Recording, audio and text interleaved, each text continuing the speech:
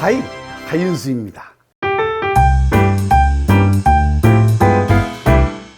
오늘 주제가 뭐죠? 오늘 주제는요, 학교 폭력 근절이 어려웠던 이유에 대해 교육감님 생각을 듣고 싶습니다.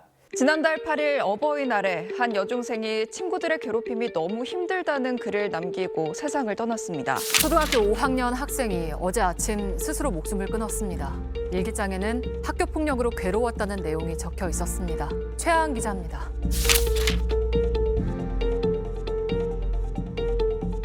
기본적으로 어른들의 세계관과 아이들의 세계관이 다르다는 겁니다. 아이들에겐 아이들만의 세계관이 있거든요. 아이들 입장에서 학교 폭력이 무슨 이유가 무엇인지 생각하고 여기서 접근해야 해요. 아이들은 단순히 물리적 폭력이 두려워서 학교 폭력을 두려워하는 것일까? 저는 절대 아니라고 생각해요. 아이들이 학폭을 두려워하는 가장 큰 이유는 그 아이들만의 세계관에서 나 혼자가 된다는 소외감이 더 무서운 존재인 겁니다. 10대가 되면 물리적인 힘에 의해 아이들끼리 서열이 만들어지는 경우가 왕왕 있어요. 기가 센 아이들 또는 힘이 센 아이들이 주도권을 잡죠. 그렇게 학교에서 힘센 애들이 자기들끼리 무리를 만들고 조직 문화를 만드는 경우가 있죠. 그리고 폭력을 휘두르기도 하죠. 그걸 속칭 일진이라고 불러요. 일진이라는 애들이 서로 뭉쳐 학교에서 공포 분위기를 조성하고 학교에서 자기들끼리 계급을 만들고 폭력을 행사하며 이상한 생태계를 만듭니다. 학폭 가해자인 애들이 길을 펴고 살고 피해자가 된 아이들은 기죽으며 살아야 하는 환경이 만들어져요. 일진이라는 애들이 집단을 만들고 분위기를 좌지우지하고 있는 학교라는 사회에서 내가 피해당한 사실을 누군가에게 털어놓을 수 있는 게 매우 어려운 세계라는 거죠. 학폭 피해자인 아이가 신고를 망설이는 이유이기도 해요. 가해자가 또는 가해자를 따르는 주변 인물에게 혹시나 보복을 당하진 않을까? 내가 신고를 했는데 이후 정상적인 학교 생활이 가능할까? 친구들이 나를 나약한 아이로 바라보진 않을까? 과연 신고를 했다고 지금의 괴로움에서 벗어날 수 있을까? 이후 나는 정상적인 학교 생활이 가능할까? 오히려 우리나라엔 학폭 피해자들은 다 그럴 만한 이유가 있어서 당한 것이라는 식의 피해자 탓을 하는 잘못된 분위기도 존재합니다. 이러한 탓에 피해 학생들은 누구에게도 말하지 못하고 탈출구를 찾지 못하고 괴로워합니다. 폭력 그 자체도 공포지만 소외되면 더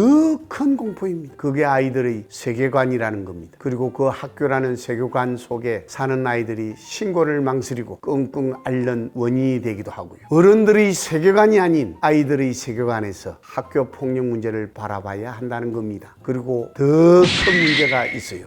요즘 말이죠. 학교 폭력이 일어나면 보통은 학부모 싸움이 되는 경우도 있다는 거예요. 그러다 보면 학부모 싸움은 곧 법적 분쟁으로 번지죠. 요즘 학교 폭력 문제가 발생을 하면 말이죠. 피해자나 가해자나 할 것 없이 부모들이 나서서 변호사를 선임한다는 겁니다. 돈 많은 부모들은 실력 있는 변호사를 선임하고 그렇지 못한 부모들은 변호사조차도 선임하지 못하는 상황이 발생을 해요. 이러다 보면 피해자와 가해자가 뒤바뀌는 상황도 발생합니다. 너무나 잔인한 현실입니다.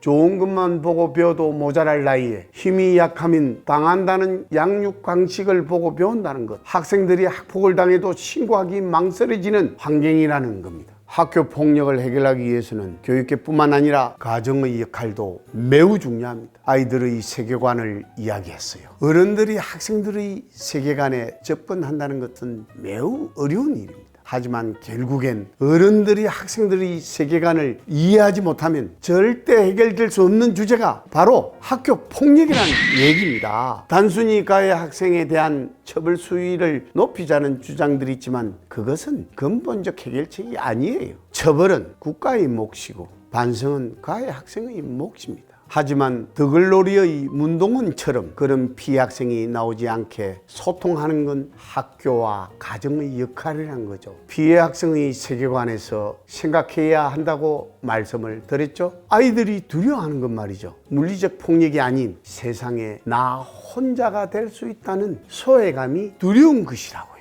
제가 매번 소통을 중시하는 이유가 바로 이겁니다. 아이들의 말, 행동 하나하나 지나쳐서는 절대 안 됩니다. 그게 아이들이 학교나 가정에 학폭 피해 사실을 알리는 시그널일 수 있으니까요. 평소 많은 이야기를 나눠야 합니다. 학폭 피해자들은 두려운 상태에 그동안 힘들었던 학생을 진심으로 공감해주고 지지해주고 부모나 선생님이 함께 도와서 해결해 주겠다는 믿음이 동반돼야 한다는 겁니다. 소통과 공감이 동반되지 않으면 학교 폭력은 절대 근절될 수 없어요. 학폭 문제가 대두될 때마다 현직 교육감의 입장에서 아직 부족하고 노력해야 하겠다는 생각을 많이 하고 납니다. 제가 있는 한 학폭 문제는 반드시 뿌리 뽑을 것입니다. 고민이 있는 학생은 언제든 연락을 주시길 바라며 오늘의 영상을 마무리합니다. 시청해 주셔서 감사합니다. 아들, 오늘 재밌게 놀았어? 아빠, 어릴 때 친구 괴롭혔었어?